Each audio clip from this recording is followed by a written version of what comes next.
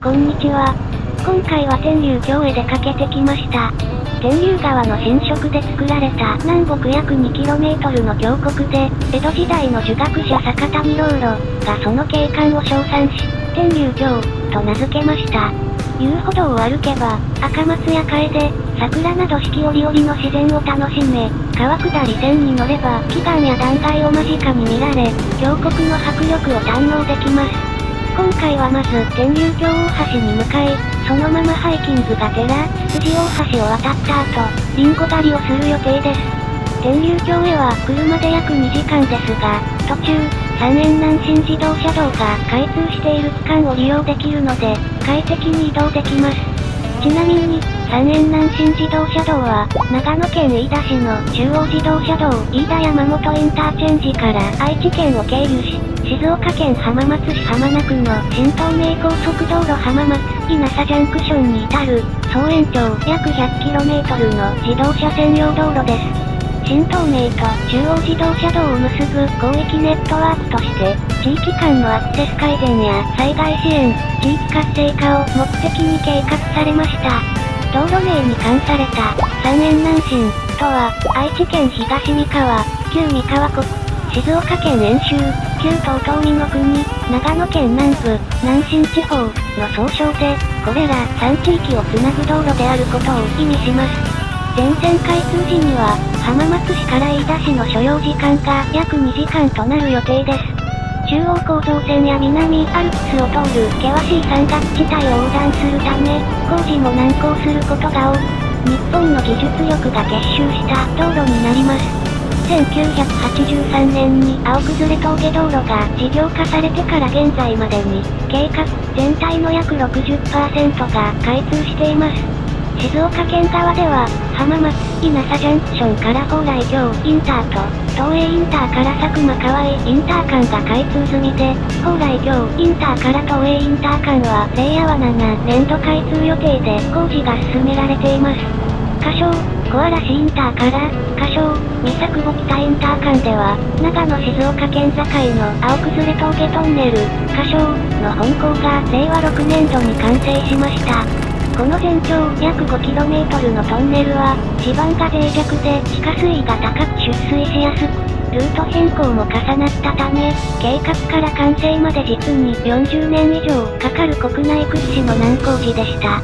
2019年4月に本校掘削が始まり、2021年5月に貫通。その後の内壁工事を経て、2025年に完成式を迎えました。トンネル部分の工事は完了したものの開通時期は未定で、引き続き照明等の整備が行われています。長野県側では、三遠南信自動車道の起点である飯田山本インターから飯高、西坂田高木と三田インターまでが開通済みで、残りの飯高、西坂田高木と三田インターから高木インター間、飯高道路は現在整備中です。飯高道路は延長 22.1km の自動車専用道路で、天竜川の河西段丘が発達した起伏の多い地形のため、一部ルートを南側に迂回し、文化財保護法に定められる史跡名勝天然記念物、名勝天竜峡の南端を横断する計画となりました。天竜峡の景観や自然環境への配慮が求められる中、様々な調整や工夫を重ね、技術者たちの努力により、天竜峡大橋が完成しました。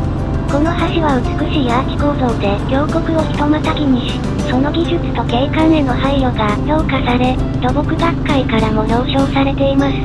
今回の目的地である空散歩天竜峡は、橋梁検査路兼用で計画された桁下の歩道構造で、高上路式アーチ橋では日本で唯一のスポットです。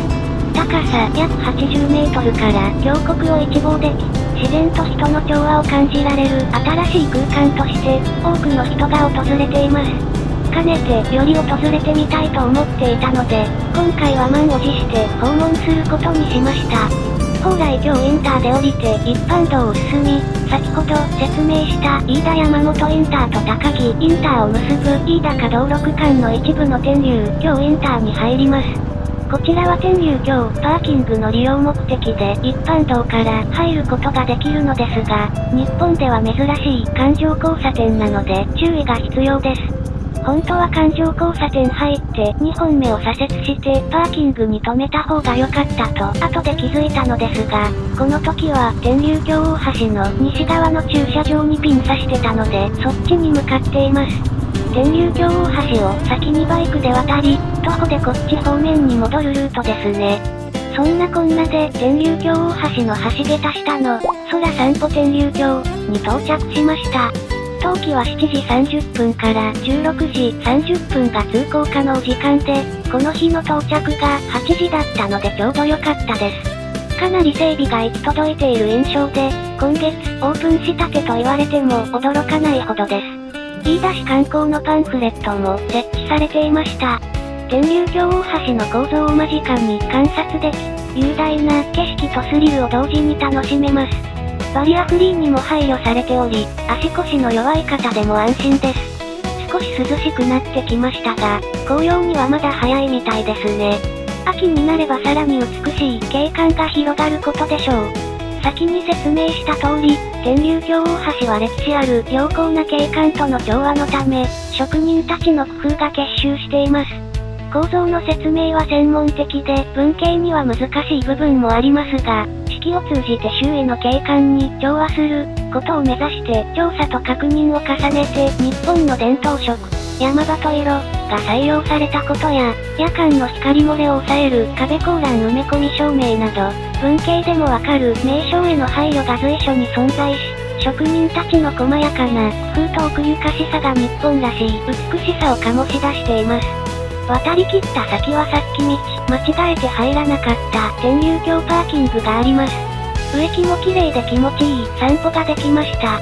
このままトイレ休憩して、西側の駐車場に戻ります。さて、西側パーキングから遊歩道の誘導道に入り、つつじ大橋を目指します。さらに先のルートで迂回も可能ですが、この日は夕方雨予報だったので、つつじ大橋で引き返し、次の目的地に向かいます。足弱い人向けに杖の貸し出しが置いてありますね。そんなに険しい道のりなのでしょうか。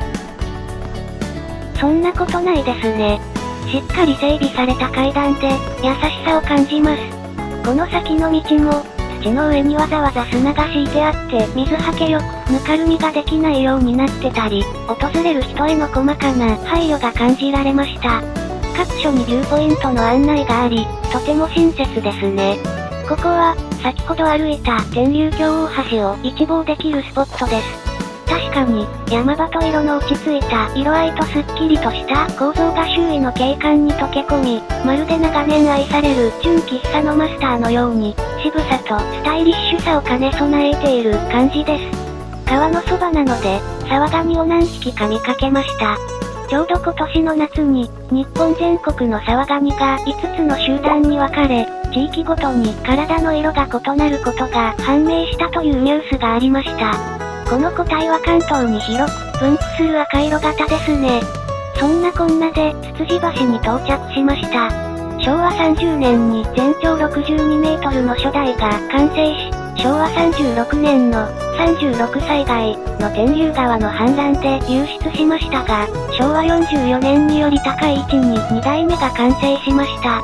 全長80メートル、長さ約80メートル、高さ約25メートルの見事な吊り橋です。結構揺れますが、奥静岡の吊り橋担保を得て、吊り橋への耐性が強い私ですので、全く動じることはございません。スイスイと渡ります。左手には喫茶のマスターこと天竜橋大橋を、右手には渓谷や奇岩を望めます。それにしてもこの高さ、氾濫で流されまいとする強い意志を感じますね。渡り切った先には、小流泉、ちょろちょろと水が出ています。せっかくなので手を潤しておきます。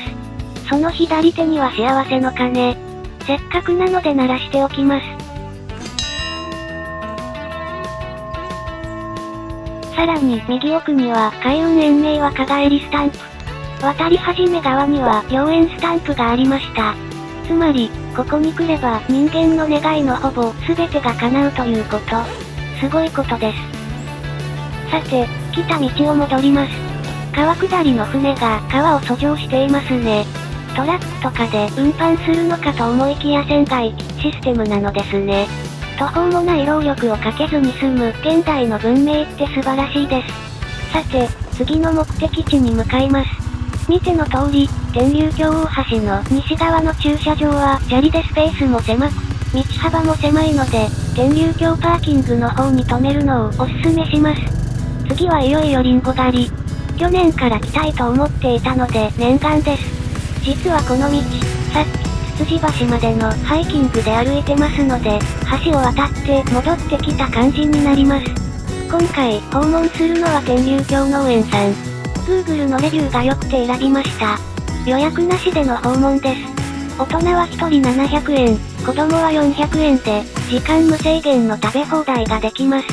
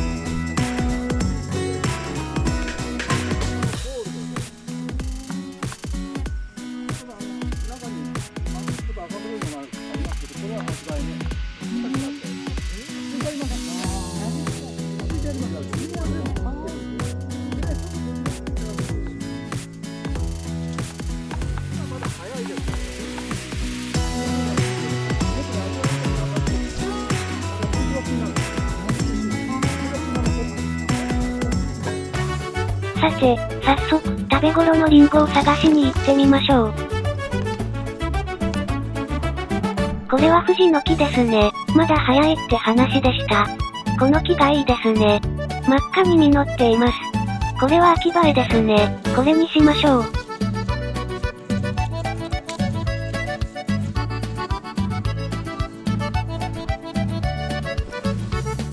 こちら、私の陣地。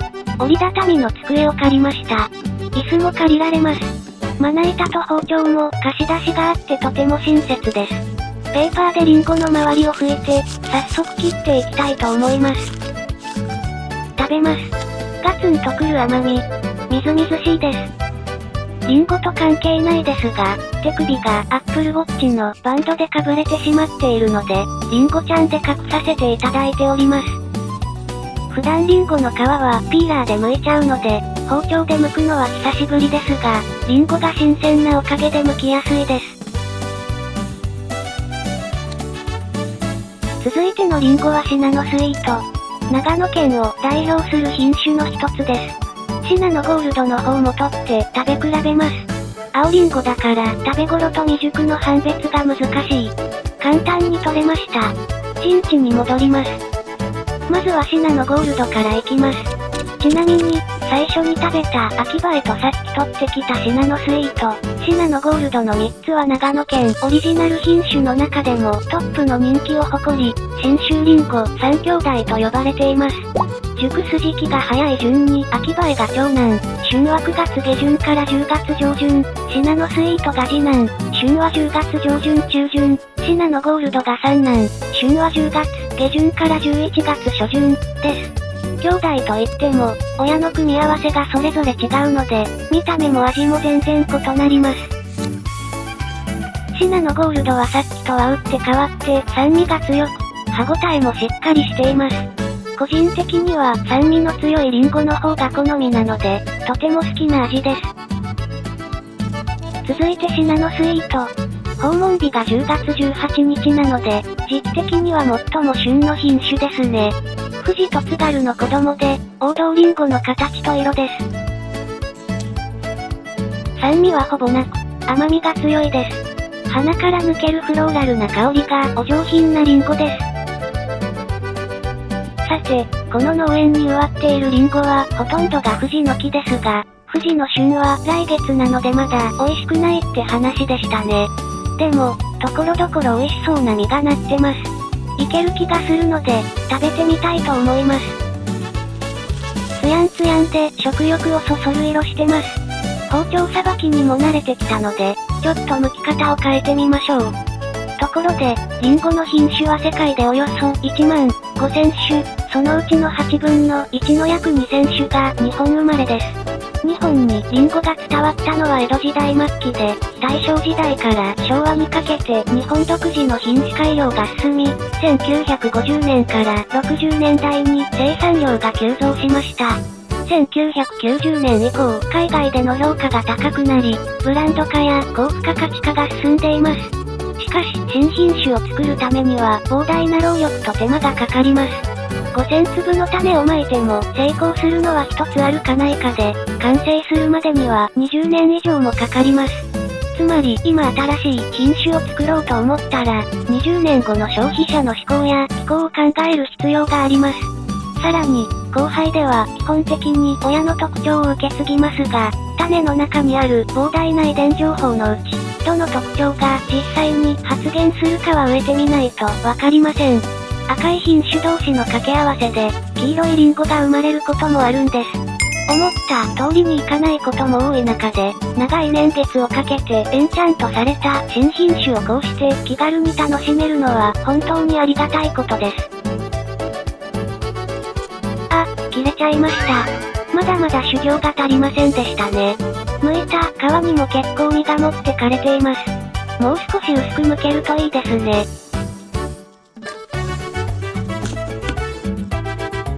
やはり少し早めで、蜜は少なめです。でも、味は酸味と甘みのバランスがちょうどよく、ジューシーで、求めていたリンゴの味です。さっきの話の補足ですが、世界で作られるリンゴの半分が中国で生産されていて、その中でも最も多く作られている品種が青森生まれの、富士、なんですよ。もう5個目です。時間もぼちぼちなので、これで最後にします。秋映えです。リンゴの相場やブランドを考えると、3個くらいでも元が取れるのではないでしょうか。今日は涼しいのでもぎたて、リンゴも冷えてて美味しく、のどかな雰囲気の中でゆっくり味わうことができて大満足でした。買いました。自分がもいだリンゴを量り売りもできますが、自分の審美眼に自信がなかったので、すでに詰められている食べ頃詰め合わせを選びました。バイクなのに大丈夫なの、振動で傷つかないとお思いでしょう。心配ご無用。